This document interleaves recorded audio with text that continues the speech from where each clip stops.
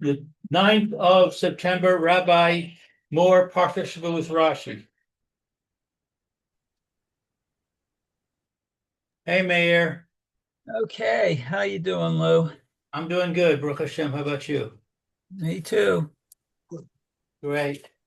Rabbi Fairman is back home already. Oh, yeah? Oh, where was he? He was in He had his hospital. an operation on his appendix, I think. He's not even sure what they did. Oh, I No, didn't because know. I had two problems. I spoke to him on Tuesday. It's yesterday. Spoke to him yesterday lunchtime. He had one problem of the appendix, which he had removed. And the second thing was he had stones, Right, in his kidney kidneys. stones. I don't know, more about gallstones, I think. Oh, maybe. And the That's even question is whether worse, he I was going to think. have another operation to remove those. But obviously, did he say he's home already?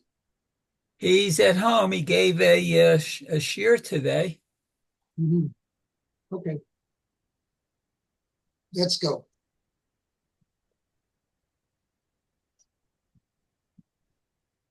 Okay.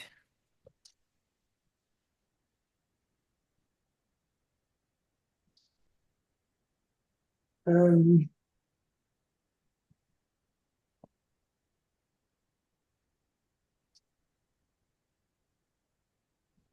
we do Pasuk? Yeah, we done Pasuk Yud Base.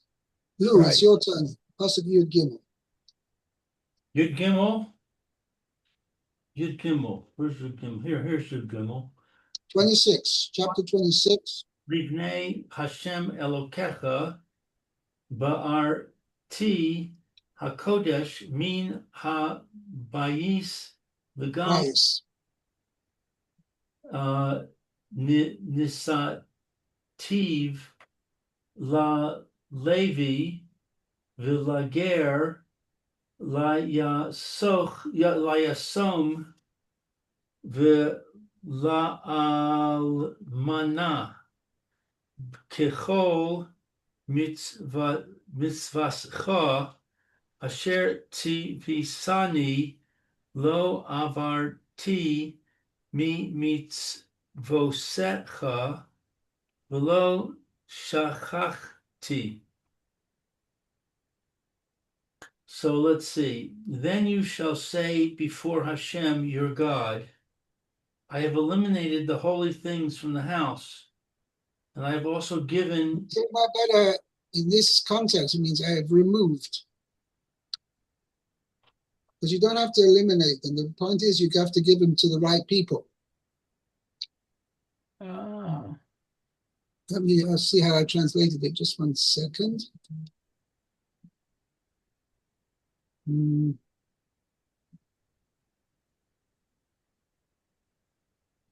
Hold on 1 second. I'm just opening it up.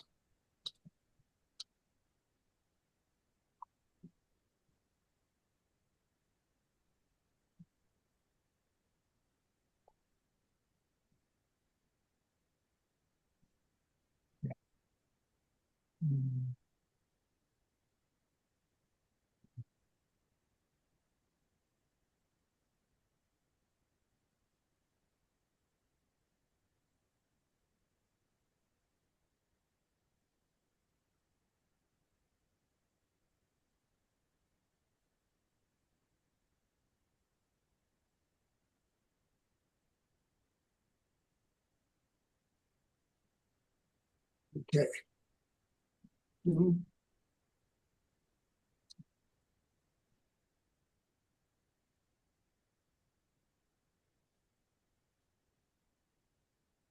Hold on 1 second.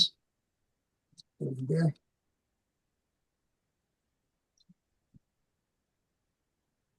Yeah, removed. That's how I translate. Reality means I have removed the holy produce from the house.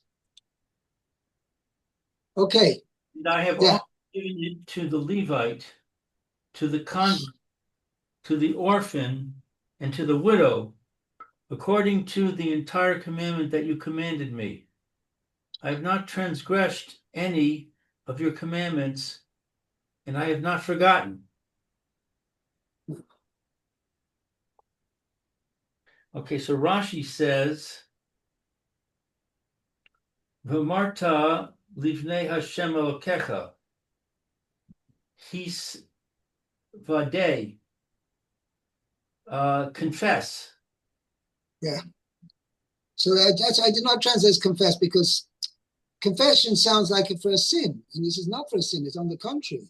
You're saying, affirming that you are. In fact, the Lashon vidui comes from the same Lashon as vadai, for sure. Lehit vadot, okay. Vidui means an affirmation.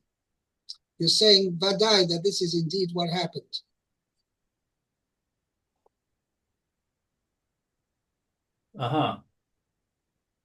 So you shall say before Hashem, you're saying means affirm. Oh, yeah. That you have given your tithes. Right. Be'arti hakodesh min habayis. Ze maaser sheni. This refers to the second tithe. That's called kodesh. Right. Okay. That's when he says, I have removed the holy produce from the house.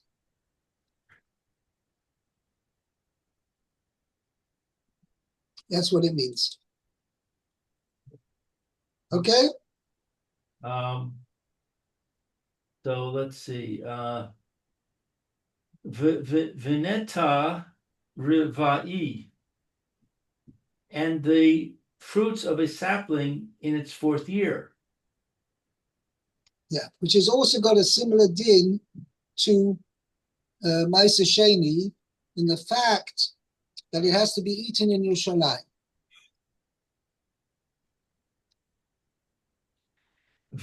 V'limedcha, this has taught you, she'im sheha ma'asrosav shel shetei shanim, that if one has delayed his tithes of 2 years, v'lo ha'elam l'Yerushalayim, and he has not brought them up to Yerushalayim, Yitzarib leha'alosam, he must bring them up akshav, now. Right. V'gam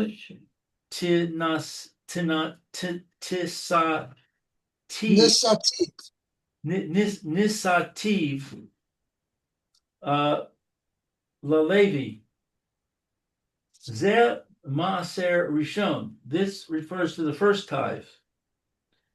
V'gam, and also l'rabos terumos uvikurim, to include trumos and bikurim.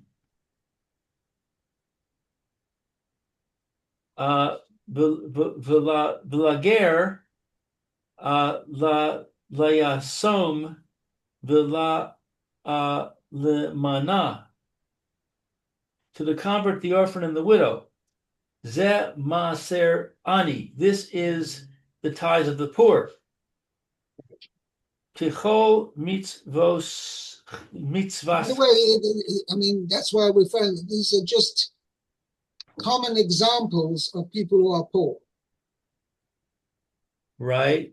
Yes, he doesn't have, he's come from a different nation, and so where he's uprooted himself from his source of livelihood, where he was living among the Goyim, and now he's come to join the Jewish people, so he's got to start life off again. Right. So he's very likely to be poor, and certainly the orphan and the widow as well, because they don't have the father or the husband has not, who's normally the provider of livelihood, he's not there. Okay, so this is the thing. Rashi, in fact, says that explicitly in Parshas Mishpatim with regard to Amona v'ger lo yisa'anu.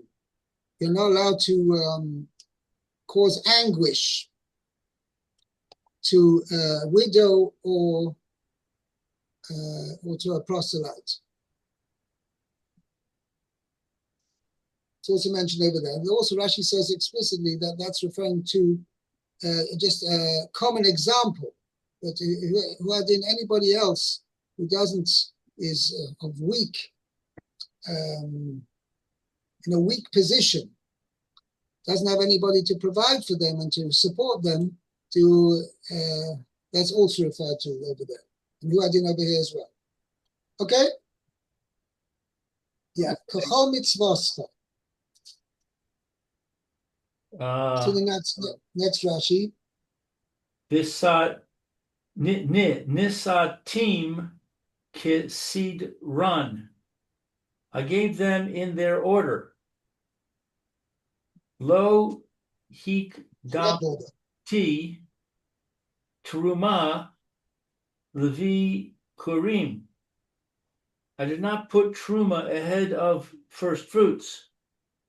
Below maaser litruma, nor tithes ahead of truma. Below sheni l'rishon, nor second tithe ahead of first tithe. Shehatiruma karuya rishon. For truma is called first. Yeah, you have rishon, I have reshis. Oh yeah, reshis. Okay. Shehi rishona, because it is the first. Mi she'na'asa dagan. Once the crop has become grain,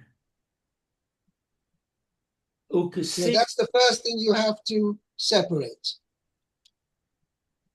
Right. Okay. And it is written, Malay ascha v'dim acha lo sa'acher. Fair. Si'acher. You shall not delay your fullness offering of your truma. Yeah, let me see how I translated that.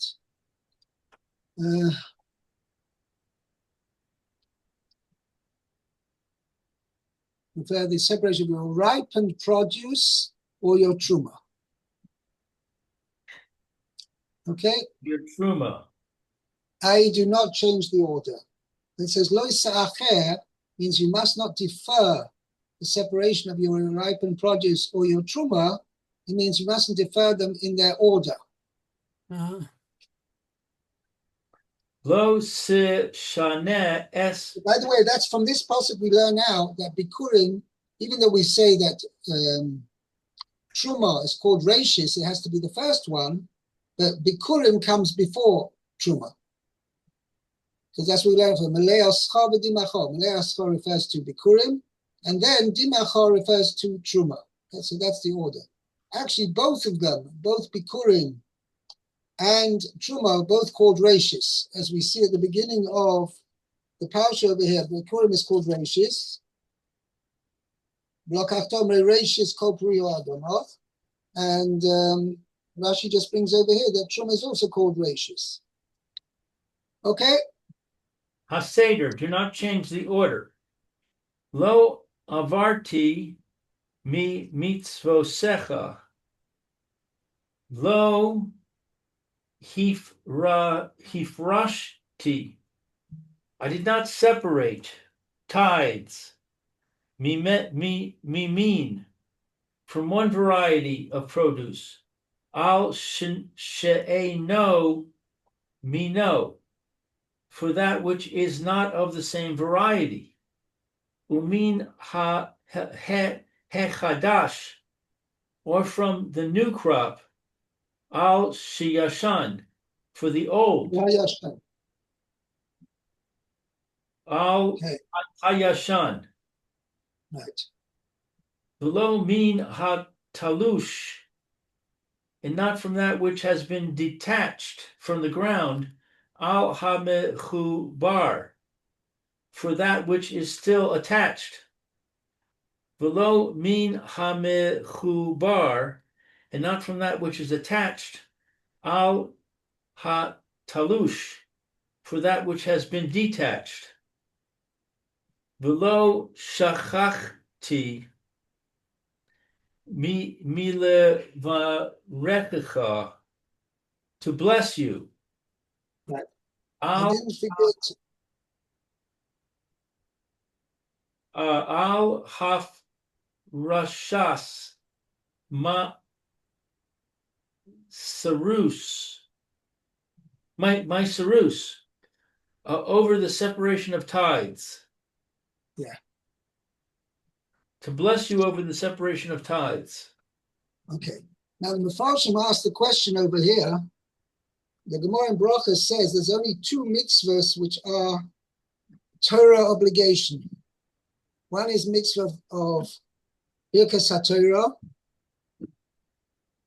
and the second one is Birkas HaMazon. But to make a Birkas HaMitzvahs, to make a bracha when doing a mitzvah, is only a rabbinic institution. So how can we say that what he means over here means, I did not forget to bless you regardless how many times? We're talking about the Torah is telling it, saying this.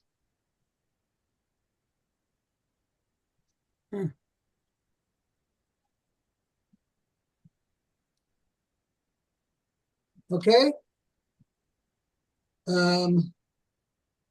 So I'll read you out my notes over here. To which blessing is the verse referring? The obligation to recite blessings is generally rabbinic, except for the blessing before studying Torah and after eating a satiating bread meal.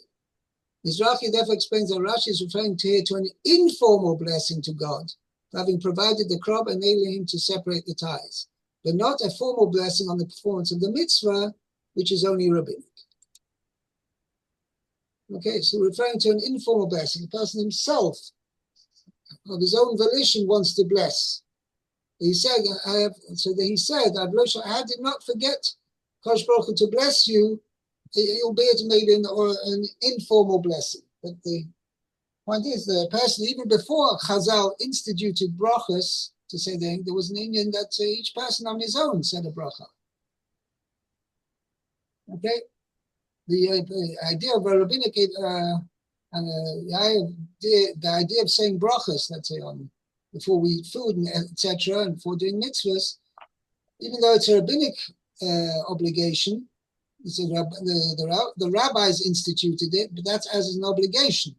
But prior to that, it was common practice for people to make blessings in an informal manner, without being obliged to. Okay, let's go on to Pasuk Yud Dalet. Okay. Lo achalti ve'oni mimenu, velo bi'arti mimenu, v'tamei velo natati mimenu, lemet shamati b'kol Hashem Elokai, asiti b'kol asher tzvitani. Okay, kechol, right. So let's see. I've not eaten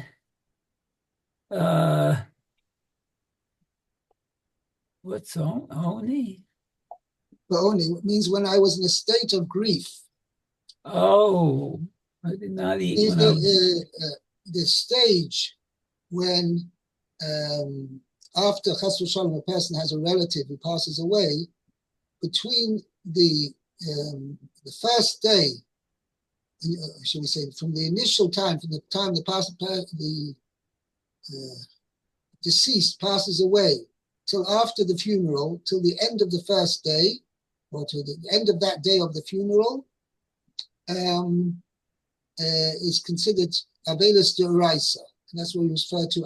So before the burial, it's called Aninus, and that's what we're referring to over here. And that lasts till the end, even after the funeral, till the end of the first day.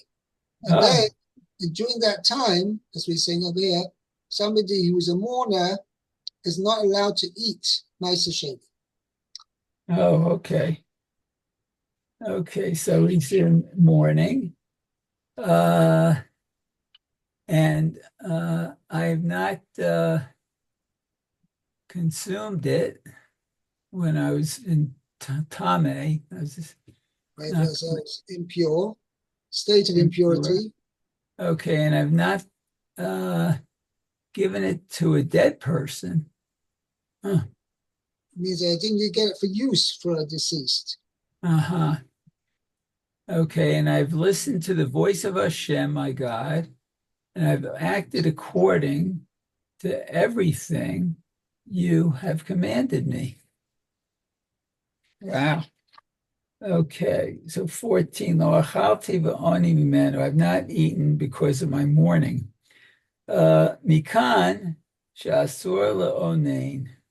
Okay, so from here, the second tithe is forbidden to an onain. Right. So an onain is actually before the burial, though, right? Right. I got a note on that there. Oh, Yeah. An onan is one whose close relative, for whom he is obligated to mourn, has passed away on that day. Our rabbis extended this status to even when the burial takes place later. Certain restrictions apply to him, particularly regarding fulfilling mitzvahs and as to what he may eat. Oh. Oh, okay. So let's see. Below biarti mimenu but b'tameh. So I've not consumed anything in a state of impurity. Ben shani tameh v'hu tahor. Whether I am impure or pure. Ben shani tahor v'hu tameh. Or whether I'm pure and it is impure. Oh, Right. okay, I see what it That says. means the person was impure or the food is impure. The food, right. Echan whose har al kach. Where he's Where's he warned? Where's he prohibited about this? Okay. Lo tuchal echol b'sharecha. You may not eat within your cities. Zo achilat tuma. This is against eating when you're tame, Right. impure. Moshe Amar, b'fitsulei ha-mukdashim. Because it says regarding hektish, korbanos, which have become apostle, Okay. and as a result of that, let's say they get a blemish or something like that, and the Torah tells us there, "Bisharecha tochalenu," you may eat it in your gates, in your towns. Hatome v'ator yachtov. Aval zeh this I ma'aser sheni lo tuchal lecho derech achilas shorecha. This you may not eat in the same way as you eat in your towns. Which is mentioned elsewhere. Oh, okay. Let's see. So v'natati mimenu lameit, and I've not given it to a dead person. So low to make for him aron, a coffin. Wow, and shrouds. And shrouds. Okay. And then Shamati b'kol Hashem Elokai. I've listened to the voice of Hashem, my God. Havi otiv levet abechira. So I brought it to, it says, the house of your choosing. Oh, that's the Beit HaMikdash. Right. So Okay. I brought it to the chosen house. The chosen house. Okay. And then Asiti Kikol Asher Tzivitav. No, Tzivitani. So I acted according to everything you commanded me. Samachti the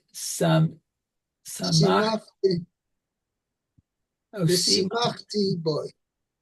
is I rejoiced and I brought joy. caused others, with it I rejoiced and caused others to rejoice. Oh, very nice. Okay, Okay, very good. Let's go up to here. up to 15. Fine. So we'll stop here. Go up to Pasuk 15. Very good. Okay, Rabbi Shkoyach Meir. well, yeah, you. have a good day, Rabbi Moore.